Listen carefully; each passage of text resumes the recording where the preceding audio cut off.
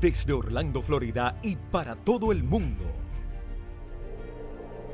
Centro Cristiano Restauración presenta Tiempo de Restauración con la apóstol Miriam Saldaña.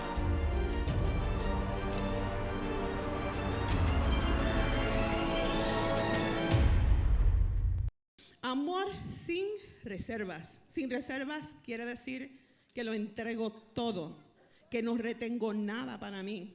¿Ven? Lo entregamos todo. Cuando camino con reservas, no lo doy todo. Mantengo una porción para mí. Me reservo algo. Tal vez lo reservo por temor. Tal vez lo reservo porque no estoy totalmente confiada. Pero cuando amamos sin reservas, lo entregamos todo. No retenemos nada para nosotros mismos.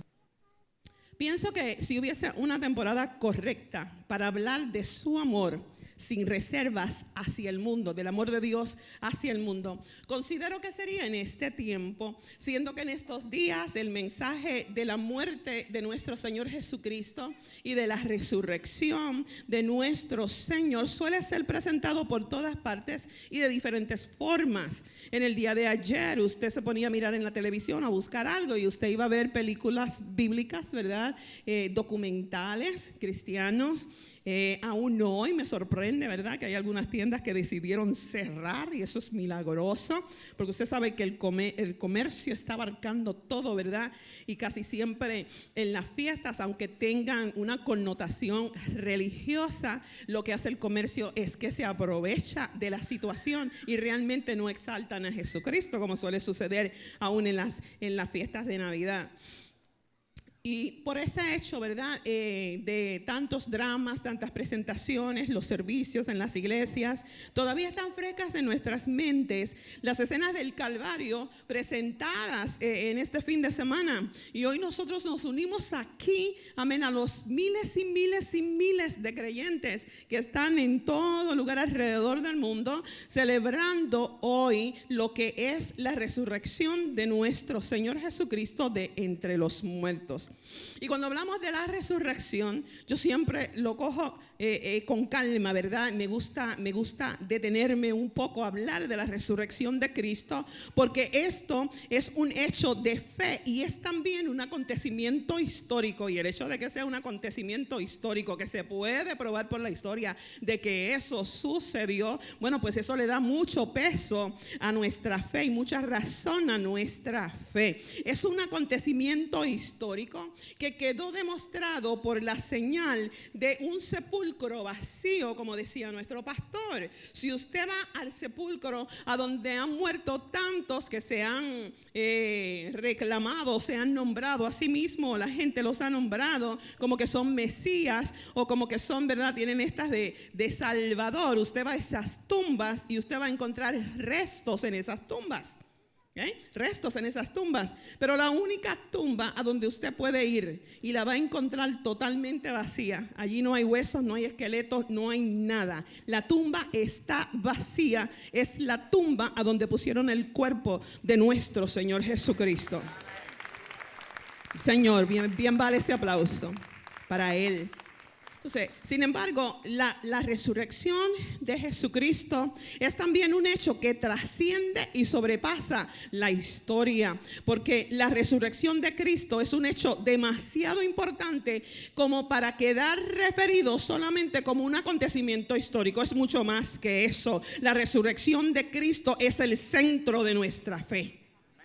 Porque si Cristo no hubiera resucitado, usted y yo aquí estuviéramos perdiendo el tiempo. No había razón de nosotros tener cultos, ¿verdad?, congregaciones durante la semana. No hubiera razón para nada de lo que nosotros hacemos. Y el apóstol Pablo lo expresó mucho mejor que yo. Y él dijo, y si Cristo no resucitó, vana es entonces nuestra predicación y vana es nuestra fe.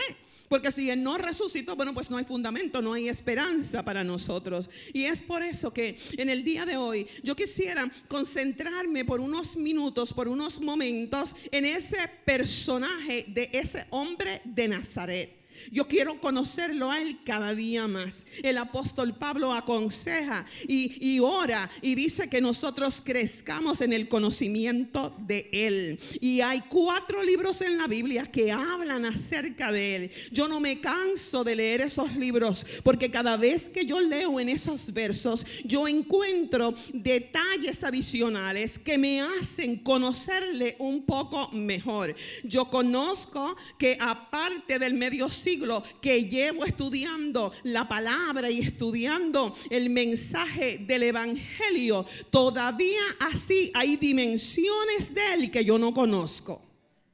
Quiero crecer en el conocimiento de Él. Y es un hecho que nosotros no podemos entender el poder de la resurrección si primero no entendemos la muerte de Cristo. Y para entender la muerte de Cristo, nos es de mayor provecho si lo conocemos a Él. Pienso que para poder apreciar el sacrificio de la cruz, debemos de conocerlo a Él mucho mejor y más profundamente. Aquel hombre que cautivó las multitudes, cautivaba tanto a los adultos como a los niños. Los jóvenes lo seguían, los ancianos le seguían.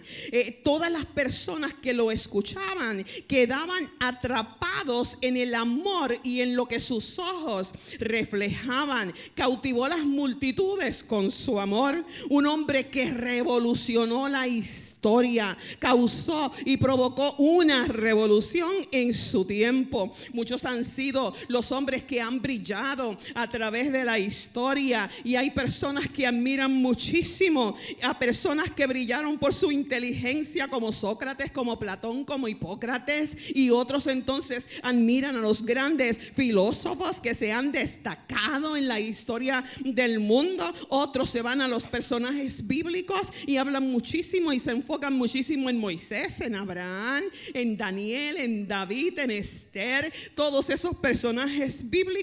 Y otros se vienen acá a nuestro tiempo y hablan de Tomás de Aquino, de Einstein, de Newton y de Galileo. ¿Y cuántas personas pudiéramos mencionar?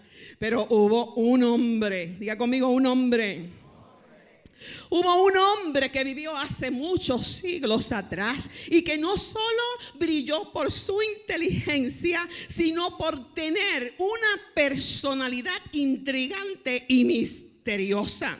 Lo que cautivaba era su personalidad, su forma de ser. Ese hombre se destacó en todas las fases. Aquel hombre conquistó, aquel hombre influenció. Los ricos lo seguían, los pobres también. Nadie se sentía marginado, ninguno se sintió rechazado. Los destituidos y los parias le seguían y lo abrazaban. Los escribas y los fariseos, que eran los intérpretes de la ley, aquellos religiosos y aquellos políticos, bueno, pues aquellos que poseían esa cultura rica en educación y preparación religiosa, quedaron sorprendidos por sus pensamientos y solían decir: nunca nadie ha hablado como él, nunca nadie nos ha enseñado con tanta autoridad, porque sus enseñanzas provocaban el pensamiento, estremecían lo más profundo del ser de las personas humanas. Con sus enseñanzas él exponía el sistema religioso y también el sistema político. Todavía yo sigo pensando que en el tiempo de hoy es necesario que surja ese tipo de hombre. De ahí que el sistema político y el sistema religioso no fue tolerante con él, sino que causó fricción desde el mismo momento que comenzó a enseñar con autoridad, porque las personas prefieren quedarse en lo conocido, porque lo conocido es fácil de manejar. Lo conocido lo puedo mover a mi antojo. Y cuando no tenemos unción ni autoridad, tenemos que recurrir a controlar y a manipular para retener la gente. Entonces cuando Jesús comenzó a enseñar con aquella autoridad y comenzó a confrontar y comenzó a desafiar las verdades que ellos estaban enseñando como si fueran ciertas, como si fueran bíblicas cuando no lo eran, entonces comenzaron a sentirse incómodos con las enseñanzas del maestro, y ahí preferían quedarse los líderes religiosos con los que conocían, y el pueblo, como sigue a su líder, pues también de la misma manera aceptaban lo que tenían, porque lo conocido lo controlo. ¿Por qué y para qué cambiar? Si llevamos 400 años, decían ellos para sí, llevamos 400 años haciendo lo mismo y todo nos está funcionando muy bien. 400 años que la gente entra y sale a la sinagoga de la misma manera. 400 años que la gente viene año tras año trayendo los mismos sacrificios. Salen a hacer lo mismo y regresan a hacer lo mismo. ¿Por qué tenemos que cambiar la forma de ser? Lo que es lamentable es que al día de hoy hay muchas instituciones que continúan practicando lo mismo y resisten el cambio. Pero Jesús los confrontó. Más bien les incomodaban las enseñanzas que desafiaban lo que ellos habían impuesto. Se sintieron retados, se sintieron confrontados, se sintieron incómodos y por ende reaccionaron. Y reaccionaron ferozmente. Reaccionaron como suele reaccionar el ser humano cuando se siente intimidado, cuando se siente confrontado. Lo quisieron desaparecer. A este hombre hay que desaparecerlo del panorama, hay que sacarlo de nuestros medios, y por tanto entonces intentaron, aleluya, condenarlo a muerte, porque cuando nosotros no estamos acostumbrados a la luz, aleluya, cuando estamos acostumbrados a la oscuridad, la luz nos incomoda. Cuando llevamos mucho tiempo en una habitación oscura, nuestros ojos se acostumbran a la oscuridad. Y cuando alguien abre una ventana, cuando alguien enciende una luz, nuestros ojos se molestan. Y aquella gente, aquel pueblo había estado en tinieblas, y la luz vino al mundo y la luz brilló, y los hombres amaron más las tinieblas que la luz. A los suyos vino y los suyos no le recibieron. Incomodidad. La luz llegó, la luz llegó. Realmente ese es el efecto de la verdad. Cuando la gente está recibiendo mentiras y reciben las mentiras como si fueran verdad, y de repente aparece alguien con autoridad exponiendo la verdad, el pueblo tiene que reaccionar. Y allí estaban todos esos religiosos con aquellas grandes congregaciones. ¿Cómo manejaban las necesidades del pueblo? ¿Cómo las habían manejado por 400 años? Bueno, pues ¿qué hacían con los enfermos? Bueno, pues allí por allá hay un lugar a donde hay un estanque que se llama el estanque de Betesda. Se llama el estanque de Betesda. Pues vamos a mandar a todos los enfermos para allá, para el estanque de Betesda, porque no había autoridad. Ellos no tenían autoridad para sanar a nadie. Y allí mandaban a los paralíticos, y allí mandaban a los ciegos. Y usted sabe la historia y la conoce muy bien del paralítico que Jesús encontró en el estanque de Betesda, que era lo mejor que los religiosos podían hacer en ese tiempo. Vamos a ver, y pasa Jesús por allí, hay un paralítico, y el Señor le dice: ¿quieres ser sano? Y el hombre, acostumbrado al sistema que le había sido impuesto, le dice a Jesús: no tengo quien me tire al estanque. Siempre viene uno que tiene mejores habilidades que yo y se tira primero, porque uno solo era sanado. Y el Señor es como si le dijera: no te estoy preguntando que si te puedes tirar al estanque, te estoy preguntando: ¿quieres ser sano? ¿Te atreves a salirte un momento de la cajita, del sistema que te han impuesto por 400 años y te atreves a creer que hay otra cosa diferente. Te atreves a creer que yo tengo autoridad y estoy ungido para traer buenas nuevas, para sanar a los quebrantados de corazón, para libertar a los cautivos, para darle vista a los ciegos y a los paralíticos, levantarlos y que caminen. ¿Te atreves a creer eso? Y así comenzó Jesús de Nazaret, revolcando mesas, volteándole las mesas, sanando a los paralíticos, sanando a los ciegos. Aleluya. Y es que Jesús vino con una espada.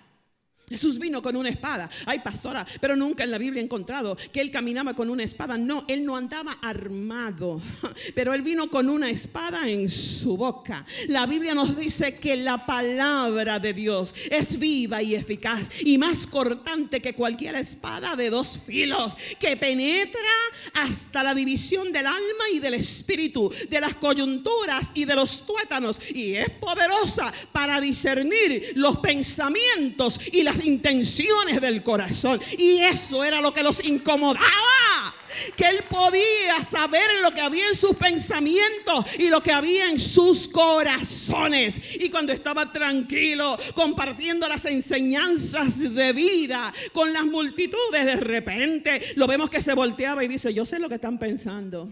Estáis cavilando en vuestros corazones y están preguntando y están diciendo ahora mismo: ¿por qué dice este hombre que él es mayor que Abraham, si Abraham nació primero que él?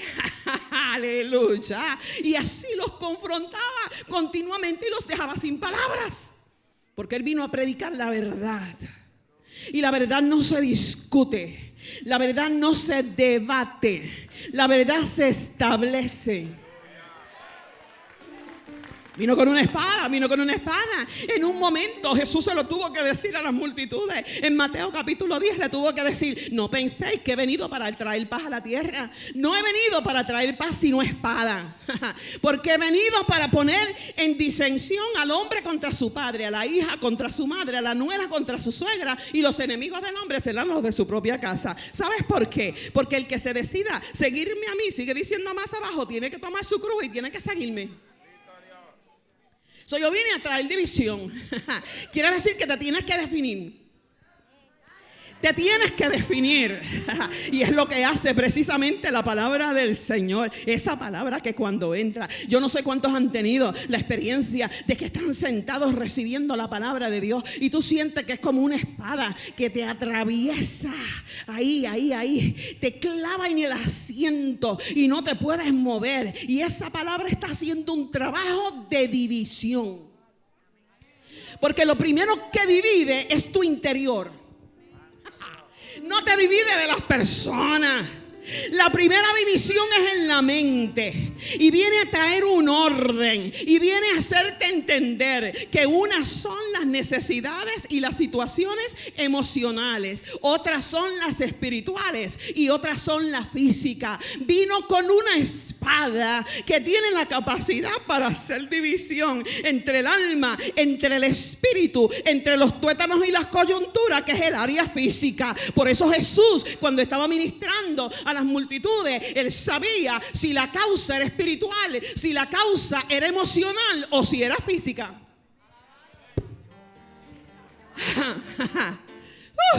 Él sabía si era demonio y él sabía si era locura física, emocional. Él sabía si era un dolor de espalda que mantenía a la mujer encorvada, o si era un demonio que mantenía a la hija de Dios atada. Y con esa autoridad confrontaba las situaciones del alma, las situaciones del espíritu y las situaciones físicas. Por eso cautivó. La primera división interna. Traía definición, podía discernir los pensamientos y las intenciones del corazón, y eso hizo. Por tal razón fue rechazado, fue perseguido, fue odiado y finalmente sentenciado a muerte. Vamos a deshacernos de este hombre. Vamos a darle muerte. Comenzaron las reuniones. Comenzaron a reunirse. Y aún la gente que estaba en enemistad se pusieron de acuerdo para deshacerse de él. Y eso es una realidad que hasta el día de hoy se vive. La gente puede estar en discordia, pero cuando quieren unirse para desaparecer al justo, lo hacen. Unen fuerzas. Y se unieron todos, y se unieron los políticos, y se unieron los religiosos para desaparecer a Jesús del panorama, para desaparecerlo del mapa. Nos queremos deshacer de aquello que nos incomoda. Lo queremos enterrar, así como si estuvieras enterrando un pajarito en el patio. Se murió, pues vamos a enterrarlo. Y se acabó, porque pensamos que con enterrarlo se acaba el problema. ¿Cuántas personas hay hoy que sus mentes y sus corazones son tumbas? A donde han enterrado muchísimas situaciones, muchísimos recuerdos, y necesitamos recurrir a los psicólogos, a los terapistas, a los especialistas para que vengan a trabajar con nosotros, para ayudarnos a sacar las cosas que están en el subconsciente, que no las recuerdo porque son tan desagradables y las tengo enterradas ahí. Yo vengo a hablarte hoy del hombre que puede entrar a las profundidades de la tumba de tu corazón y puedes resucitar todo aquello que se ha enterrado. ¿Qué mejor forma, decían ellos, de desaparecerlo? Si lo matamos, no tiene más oportunidad. Yo creo que recordaron el ejemplo de José, porque ellos estaban bien familiarizados con el Antiguo Testamento. Y yo creo que ellos recordaron la historia de José. ¿Te acuerdas, José? Ese muchacho que los hermanos lo querían desaparecer y después no lo mataron. Y lo que hicieron fue que lo vendieron, pero lo vendieron y entonces llegó al trono. Es que con este Dios no se puede, porque siempre se sale con la suya. Pues a este no lo vamos a vender, a este lo vamos a matar. Vamos a crucificarlo. Es lo que hacemos con las cosas que nos incomodan. Le dieron muerte, y muerte de cruz. Se supone que su historia hubiera terminado con la muerte de la cruz, porque allí juntamente con él crucificaron también a 2 ladrones. Usted no ha escuchado nada más acerca de los ladrones. Los enterraron y allí están en la tumba. Usted no ha escuchado nada de las personas que están muertas. Están muertas en la tumba allí, y allí estarán. Allí estarán. Y entonces ellos dijeron, bueno, pues este asunto termina. Si lo matamos, se acabó el problema. Normalmente no hubiéramos oído hablar más de él. Enterrados y se acabó el asunto. En el caso de Jesús sucede lo inesperado. Sucede lo inesperado, porque en el caso de Jesús llegó el día que él tanto anunció. Él anunció que vendría el tercer día. Anunció que venía el tercer día, y el tercer día llegó. José, ayúdame. El tercer día llegó.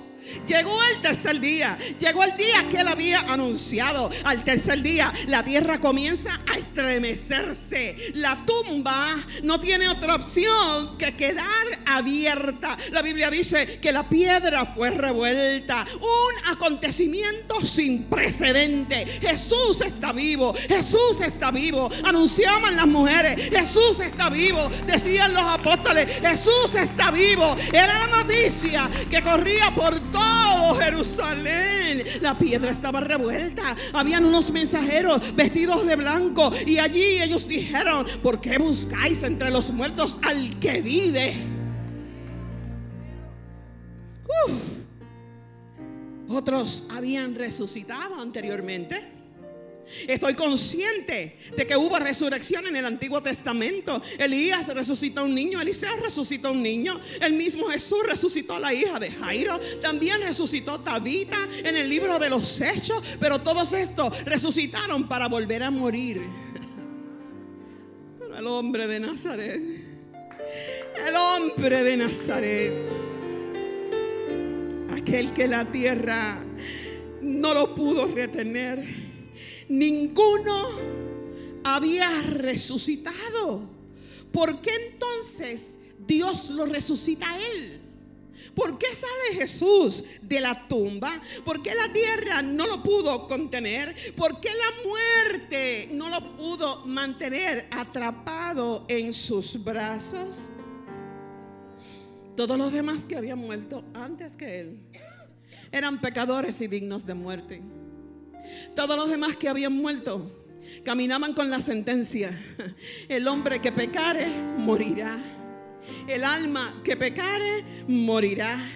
Todos son dignos de muerte, pero cuando de Jesús se trata, Él era el justo. El error que cometió toda aquella gente fue que condenaron y mataron al inocente, mataron al justo. Y cuando aquello llegó al cielo, el cielo reaccionó, el cielo respondió. Aleluya. No, la muerte no tiene derecho sobre ese cuerpo. Hubo injusticia, lo sentenciaron injustamente. Él es inocente. Llevaron a la cruz al inocente. Él no protestó en ningún momento, porque como cordero fue llevado al matadero, y delante de ellos enmudeció y no abrió su boca. No dijo nada. Callado fue a la cruz. Callado fue el matadero. Me llama la atención que a pesar de tantas miserias y de tantos sufrimientos, no desarrolló dentro de sí emociones agresivas.